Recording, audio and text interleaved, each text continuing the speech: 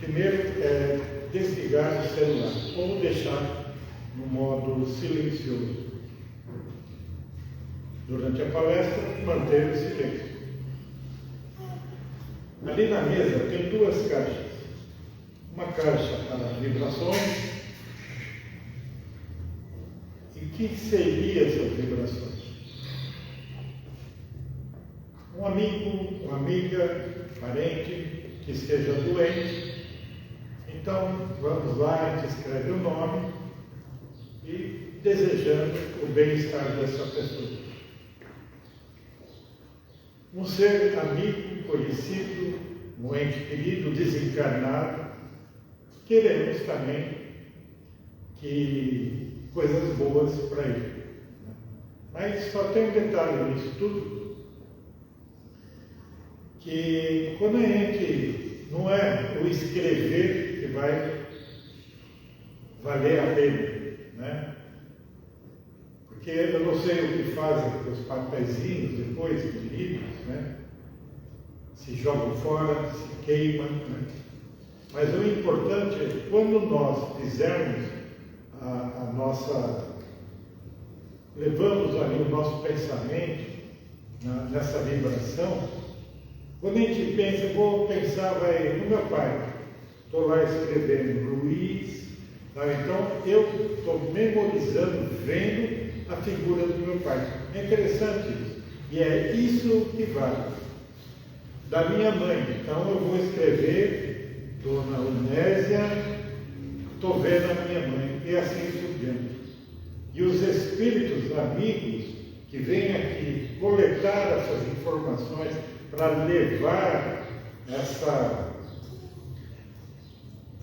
esse amor que nós estamos passando, o bem-querer, né, é o que manda. Então, é chegado ao momento deles receberem as bênçãos do bem-querer, né? Não é a escrita, eu escrevi, não, tudo bem, valeu. Mas o que manda é o magnetismo que nós deixamos ali. E fica registrado por muito tempo. Aqui temos também o Evangelho no Lar. Parece ser uma coisa muito simples, né? Vamos lá, vamos rezar, né? Aí a gente abre lá o Evangelho, mas tem uma importância muito grande em nossa vida, principalmente no nosso lar. Porque o lar que tem o hábito de fazer o Evangelho, ele se torna um ponto luminoso dessa escuridão que nós aqui vivemos. Não essa escuridão da luz do sol, da eletropaula. A nossa psicosfera que nós aqui vivemos é muito pesada. E o Evangelho do Lar traz essa condição até de receber amigos espirituais, viajores que estão passando por aqui, ou precisamos descansar. Lá tem uma luz ali, vamos lá. E às vezes é um lar cristão que se dedica ao Evangelho, às coisas do Cristo, né? E ali é como se fosse uma pousada, mas no melhor bom sentido. Por isso que é interessante, né, fazer pelo menos uma vez por semana o Evangelho, um pedacinho, procurar entender esse pedacinho, uma prece, pronto. É mais fácil fazer o Evangelho do que tomar uma injeção de bezetacil, né? Não dói nada. E acho que os recados são esses. Agora a psicografia chama Anônimos. Eu precisei muito da caridade, só que me jogaram umas moedinhas com desdém, com ironia. Eram poucas as pessoas que abaixavam com comiseração para ajudar. E ninguém nunca perguntou o meu nome, porque não importava para ninguém. Ninguém se importava com um mendigo. Tinha aos montes pelas calçadas. Foi muito triste, mas a época era difícil e normalizada a minha condição. Misturávamos-nos aos lixos das ruas e ninguém queria chegar perto. Estávamos acostumados com a mendicância. Havia mulheres e crianças também. Isso era o mais triste. Muitas maltrapilhas. O padre nos ajudava. Fazia-se caridade conosco. Aos domingos recebíamos refeição. Repartir com os pobres, dizia Jesus. Isso eu ouvia dos colaboradores. Quando desencarnei, fui convidado a entrar no hospital. Mas, como eu, imundo, poderia transpor um lugar tão limpo. Iriam me expulsar. Disseram que entraríamos em grupo. Estavam esperando por nós, médicos e enfermeiros. Nem me lembro bem, mas despertei quentinho, numa coberta e sentindo um cheiro bom de sopa.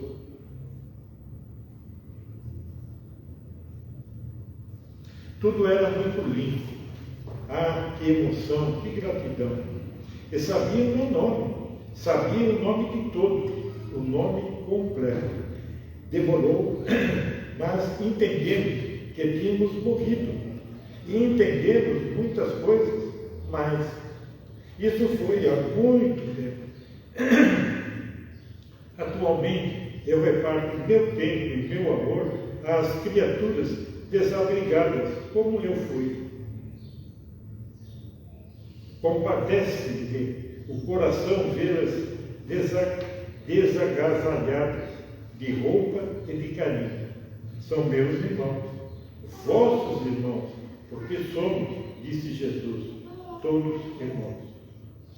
Mensagem psicografada nesta casa, no dia 7 de outubro de 2025, pela médica Helena.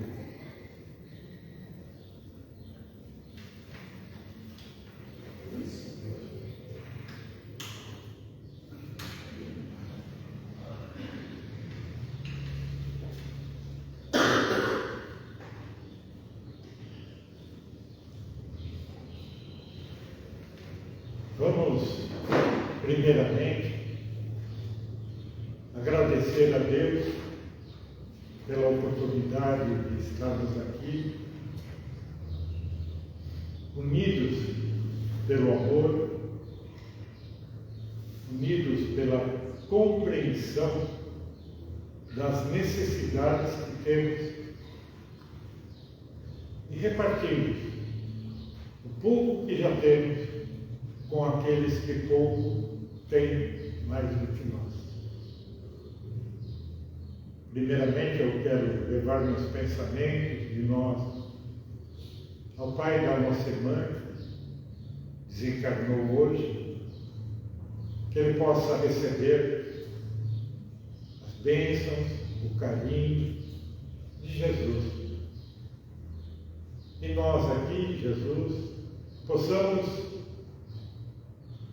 receber consolações, coragem para enfrentar tudo aquilo que plantamos no nosso passado,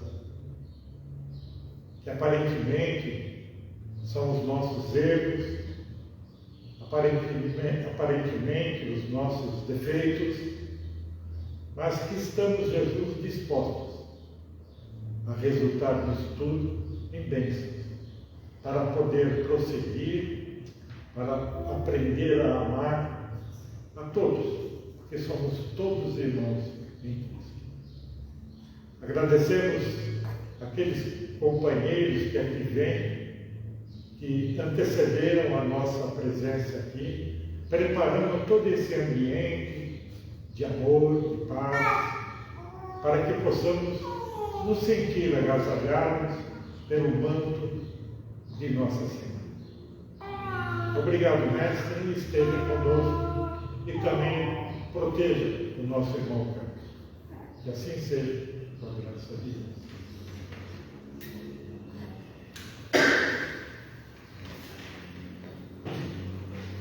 Hoje, boa noite a todos, Jesus nos abençoe, abençoe também os que estão em casa. Bom, hoje nós vamos falar, a pedido da Marcela,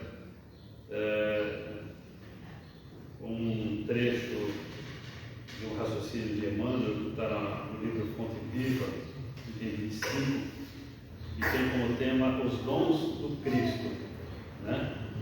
E ele começa com um trecho de carta aos Efésios, né? No Evangelho nas cartas de Paulo, Efésios capítulo 4, versículo 7, né? Onde está escrito, abram aspas: mas a graça foi dada a cada um de nós, segundo a medida do dom do Cristo. E aí o Emmanuel faz uma belíssima argumentação, mas o raciocínio de Emmanuel é muito complexo, né? É bem requintado. Então eu vou ler na íntegra e depois eu vou tentar desenvolver os nossos comentários ponto a ponto. A alma humana, nesses 20 séculos de cristianismo, tem uma consciência esclarecida pela razão, em plena batalha pela conquista dos valores iluminativos. O campo de luta permanece situado em nossa vida íntima, a animalidade versus espiritualidade, milênios de sombras cristalizados contra a luz nascente, e o homem, pouco a pouco, entre as alternativas de vida e morte, renascendo no corpo, e retorna à atividade espiritual. Vai plasmando em si mesmo as qualidades sublimes, indispensáveis à ascensão, e que, no fundo, constituem as virtudes do Cristo, progressivas em cada um de nós. Daí a razão e a graça divina ocupar a existência humana ou crescer dentro dela à medida que os dons de Jesus incipientes e reduzidos.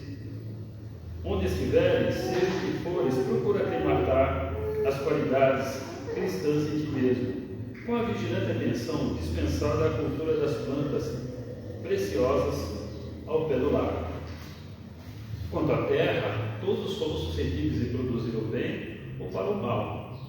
Ofereçamos ao divino cultivador o vaso do coração, recordando que se o solo consciente do nosso espírito aceitar as sementes do celeste como indutor, cada migalha de nossa boa vontade será convertida em canal milagroso para a exteriorização do bem, com a multiplicação permanente das graças do Senhor ao redor de nós. Observa a tua boa parte e lembra que podes dilatá-la ao infinito. Não intentes destruir milênios de treva de um momento para o outro. Vale do esforço de autoaperfeiçoamento a cada dia. Não nos persiste em aprender com o mestre do amor e da renúncia. Não nos esqueçamos de que a graça divina ocupará o nosso espaço individual, na medida que o nosso crescimento real nos dons do Cristo. Bom, como eu disse, o raciocínio de Emmanuel é muito complexo, né? Então eu vou tentar, cada parágrafo, fazer alguns comentários, né? Então, no início, ele fala: a alma humana, nesses 20 séculos do cristianismo, é uma consciência esclarecida pela razão em plena batalha pela conquista dos valores iluminativos, né? Então, todos nós, nas minhas palavras, eu diria que todos nós, nesses mais de 2000 anos, podemos até nos ter desenvolvido intelectualmente, né? Mas ainda estamos nos desenvolvendo moralmente, né? Então é só a gente fazer um raciocínio da Idade Média. Não tem nem comparação. Na Idade Média, nós não tínhamos praticamente um direito pessoal, né? Nós tínhamos que nos submetermos aos nobres, né? Não tinha muita justiça social. Por exemplo, aqui no nosso país, nós tivemos mais de 300 anos de escravidão, né? E praticamente terminou do ponto de vista histórico faz pouco tempo, né? Há 137 anos atrás, né? Então foi esses dias, né, do ponto de vista histórico. Agora, do ponto de vista de valores iluminativos, né, que seria a solidariedade, tolerância, respeito pelo próximo e tal, acho que a gente ainda está em desenvolvimento, né? Depois ele diz: o campo de luta permanece situado em nossa vida íntima, animalidade versus espiritualidade. Eu entendo que dentro de nós temos uma luta permanente entre a influência da matéria e valores espirituais, né? Porque na matéria, o que a gente pode deduzir disso, né? Seria a gente procurar conforto, procurar prazer, procurar ter posses, né? A gente cuida da nossa aparência física, né? Agora, dons espirituais não. Os dons espirituais é você ter um propósito de vida, é você ter uma conexão com algo mais transcendente, você desenvolver amor, né? Você desenvolver a fé, você procurar o autoconhecimento, né? Então, acho que ainda existe dentro de nós essa luta, né? Desse paradoxo, né? Vivemos um mundo sensorial, onde tudo que afeta os nossos sentidos é o que nos atrai. Agora, procurar algo mais transcendente com esses valores que eu disse, né? Ainda é um grande desafio. Depois, Emmanuel falou: milênios de sombras cristalizados contra a luz nascente. Realmente, né? Os valores espirituais que tentamos implementar dentro de nós, eles barram em condicionamentos que a gente ainda não se ateve a ele. Eu costumo sempre lembrar que nós temos 3 grandes desafios, né? Então temos o nosso eu profundo, de incontáveis encarnações, né? Que estão momentaneamente esquecidas, mas de alguma forma ela acaba migrando, né? Desse inconsciente profundo, através de tendências, predisposições e atitudes. Essa é a primeira grande influência. A segunda grande influência é do meio, que exerce uma influência muito grande sobre nós, né? Então a gente tem uma forte tendência a ir onde todo mundo vai, a querer o que todo mundo quer, fazer o que todo mundo faz. E a outra grande influência, e essa é a grande contribuição da doutrina espírita, são as influências espirituais, né? Que a depender daquilo que eu trago dentro de mim mesmo, eles buscam essa conexão e estimulam ela. Então, vencer essas 3 grandes influências, o eu profundo, a influência do meio e as influências espirituais, demanda assim um esforço muito grande, né? Depois o Emmanuel continua, né? E o homem, pouco a pouco, entre as alternativas de vida e morte, renascimento no corpo, retorno à atividade espiritual, vai plasmando em si mesmo as qualidades sublimes, indispensáveis à ascensão, e que no fundo constituem as virtudes do Cristo, progressivas em cada um de nós. Ou seja, todos nós temos em estado latente dentro de nós mesmos valores, né? Que ao longo do tempo, em longas experiências de tentativa e erro, a gente vai sedimentando esses valores, né? Então eu vou falar de mim, mas acredito que estou falando por todos, né? Então, por exemplo, se eu não sou o mesmo que fui 5, 10 anos atrás, né? Certamente daqui 5, 10, 15, 20 anos para frente não serei o mesmo que sou hoje. Então todos nós estamos em construção. Agora, se a gente pegar e ampliar isso do ponto de vista reencarnatório, se a gente tivesse acesso à nossa memória profunda, talvez a gente iria se surpreender, né? Com o que a gente fez em 3, 4 encarnações atrás. Por isso que o esquecimento é uma caridade de Deus para nós, que acho que a gente não ia dar conta. Continuando, depois Emmanuel fala: daí a razão de a graça divina ocupar a existência humana ou crescer dentro dela à medida que os dons de Jesus, incipientes e reduzidos. Bom, posso expressar, né?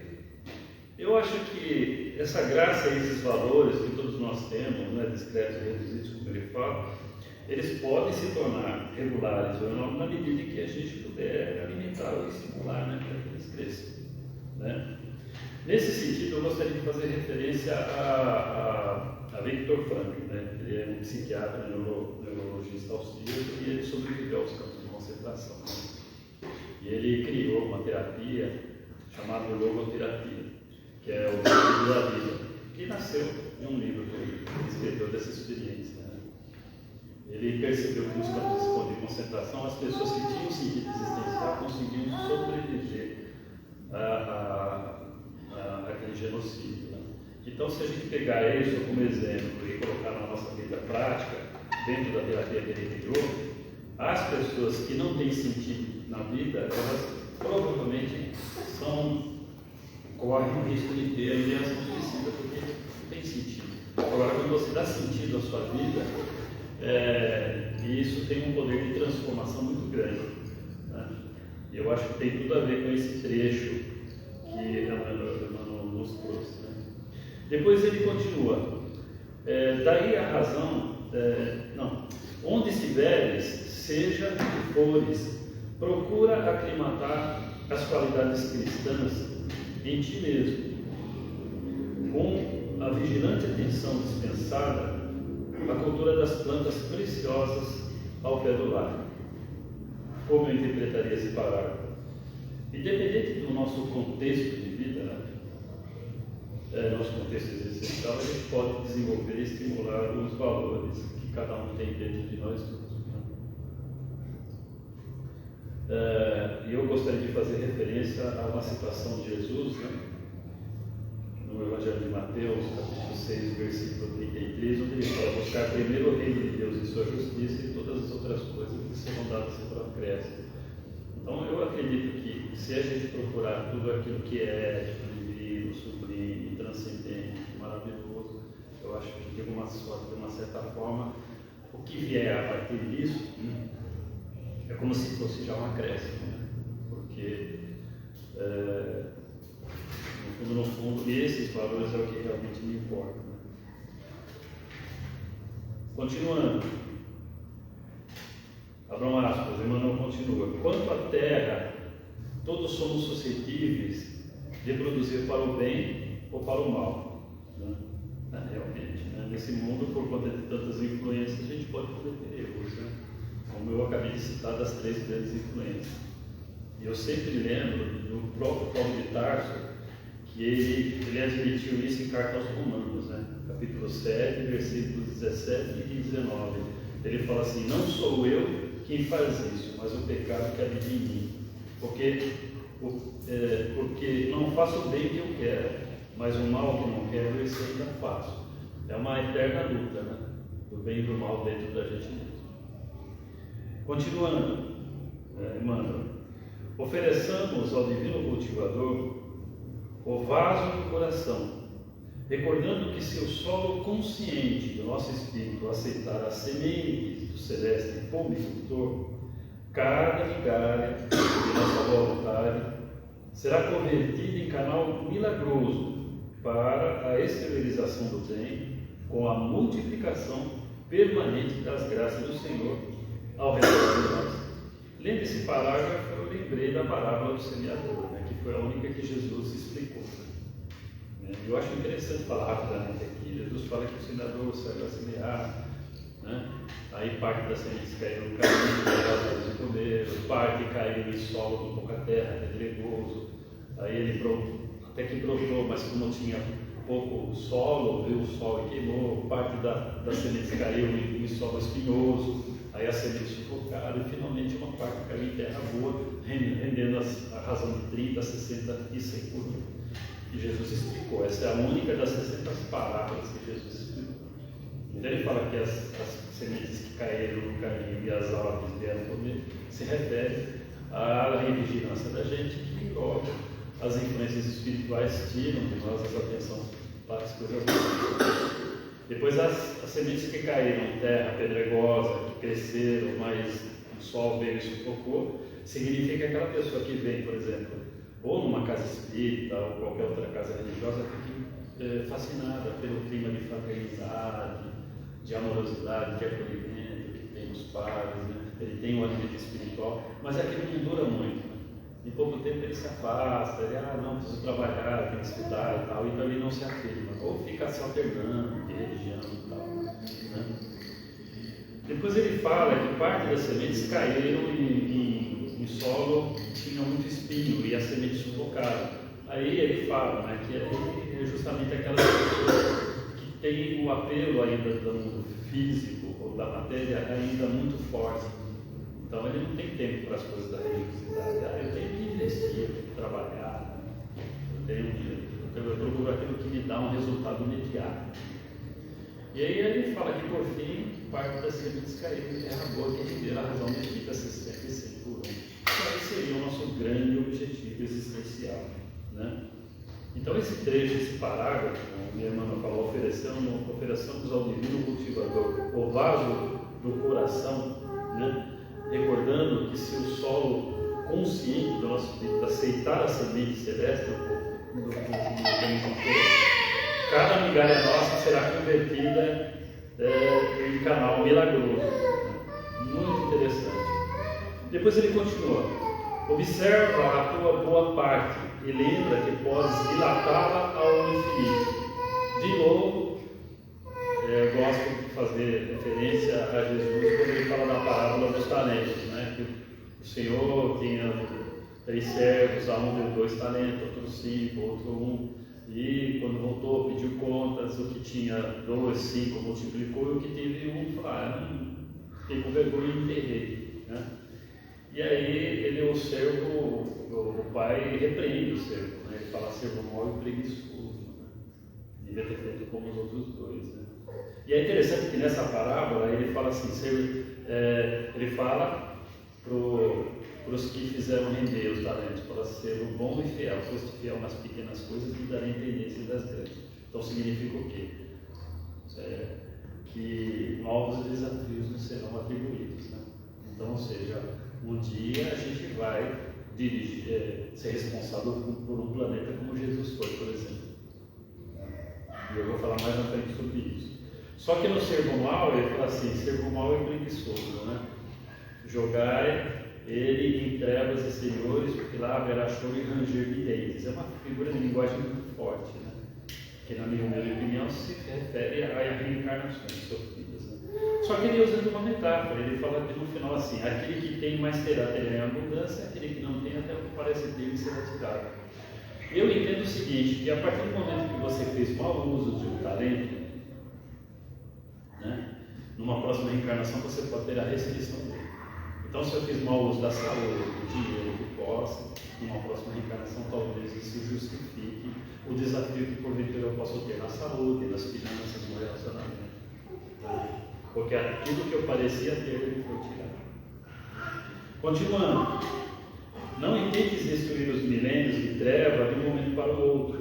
Vale um esforço de autoaperfeiçoamento a cada dia. Eu entendo, nesse parágrafo, né, que a gente não vai vencer mais de 20 séculos numa reencarnação de uma vez. Né? Se de Jesus para cá foram 20 reencarnações, né? 2000 anos. Se eu tive uma reencarnação por século, 20 reencarnações. Então eu não vou vencer tudo de uma vez. Então a gente precisa ter uma frase que eu gosto muito, é sem pressa e sem pausa. O importante é você perenemente continuar na sua pegada. Tá? Porque a gente vai errar, tem que ter o auto-perdão, tem que ter o auto-acolhimento, tem que ter a autoaceitação. Como eu disse agora há pouco, todos nós estamos em construção. Depois ele continua, persiste em aprender com o mestre do amor e da renúncia. Poxa vida, Jesus é a nossa grande referência, né? Que me perdoe os apegos. Mas poxa vida, uma personalidade que dividiu o tempo, né? Eles são obrigados a admitir que Jesus impressionou a humanidade. Estamos a 2025 do nascimento dele. Até quem é judeu, quem é de outra, os muçulmanos, por exemplo, eles admitem que Jesus foi um grande profeta. Então, nosso Jesus, se a gente pudesse dizer assim, o que é que ele lembra, o que é que você associa a ele, perdão, fraternidade, amor, solidariedade, ternura, paciência, eu acho que é só coisa boa, né? Então a gente tem que se inspirar nele, né? Continuando, depois ele termina, né? Não nos esqueçamos de que a graça divina ocupará o nosso espaço individual, na medida de nosso crescimento real nos dons. Esse trecho me lembrou nos livros de André Luiz, Missionário da Luz, quando o André Luiz ele vai em um atendimento, né, eles vão numa tarefa, numa região umbralina, em que ele se apercebe que o perispírito dele estava irradiando luz. Eles ficaram tão impactados de ele estar emitindo luz que ele ficava extremamente emocionado, caíram de joelhos e começaram a orar, né? E aí o mentor que estava dirigindo eles, eu falei assim, aconteceu a mesma coisa comigo, quando eu percebi que de mim irradiava luz. Agora eu penso assim, tudo bem, André Luiz já estava desencarnado, era perispírito, a gente tem o nosso perispírito, mas ainda tem esse escapando de carne. Mas, mantendo-se as devidas proporções, se André Luiz estava sendo bem, a média da vibração dele era positiva, se dentro dos pensamentos e sentimentos deles eram elevados, eu acho que de alguma forma a gente também deve emitir luz através da nossa aura, né? Claro que a gente não vai ter essa percepção, as pessoas, os nossos contemporâneos encarnados talvez não, mas acho que a espiritualidade consegue talvez sentir essa frequência da nossa aura iluminada de alguma forma, e a gente impactar onde a gente está, às vezes só com a nossa frequência, só com a nossa vibração, certo? Gostaria de também fazer referência a Jesus, no Evangelho de João, capítulo 14, versículo 12, quando ele fala, na verdade vos digo, que aquele que crê em mim também fará as coisas que eu faço, mas fará maiores do que estas. Ou seja, ele já deixou aqui dizendo que o crescimento espiritual é de todos nós, né? Não é só de Jesus, né? Isso é muito esperançoso ouvir isso de Jesus. Depois, no Evangelho de Mateus, capítulo 25, versículo 21, né? Eu fiz referência e vou falar novamente. Ele fala muito bem, seja bom e fiel, foste fiel um pouco, sobre o monte que colocarei, entra para a alegria do teu Senhor. Ou seja, todos nós, dentro do contexto de vida que nós estamos, eu usei aqui a metáfora da semente, né? Da parábola do semeador, que a semente se refere às lições que nós aprendemos na nossa fé, ou os talentos que todos nós temos, né? Eu acho que dentro do nosso contexto existencial, dentro da nossa realidade, a gente realmente pode ser fiel a Deus, né? E procurar fazer com que isso se multiplique e impactar o meio onde a gente está inserido, e que a gente, essa frase de Jesus é muito gratificante, né? Que a gente vai entrar para a alegria de Deus por ter sido fiel no pouco. Bom, para encerrar, eu encerro então com o trecho que deu início à palestra, né? Em Carta aos Efésios: a graça foi concedida a cada um de nós conforme a medida do dom de Cristo. Ou seja, cada um de nós aqui tem um potencial em particular, no contexto coletivo, que seria esse dom espiritual, né? Então devemos, portanto, fazer o bem dele, esse é o nosso dever, né? E termino novamente citando Jesus no Evangelho de Mateus 5,16. Assim brilhe também a vossa luz diante dos homens, para que vejam as vossas boas obras e glorifiquem a vosso Pai que está no céu. Eu agradeço a paciência de todos, que Jesus nos abençoe.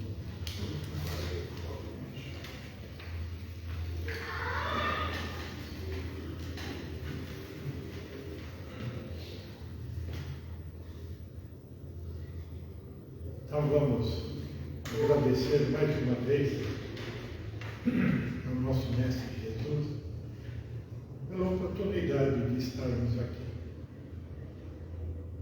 Uma chance a mais, Senhor, nós recebemos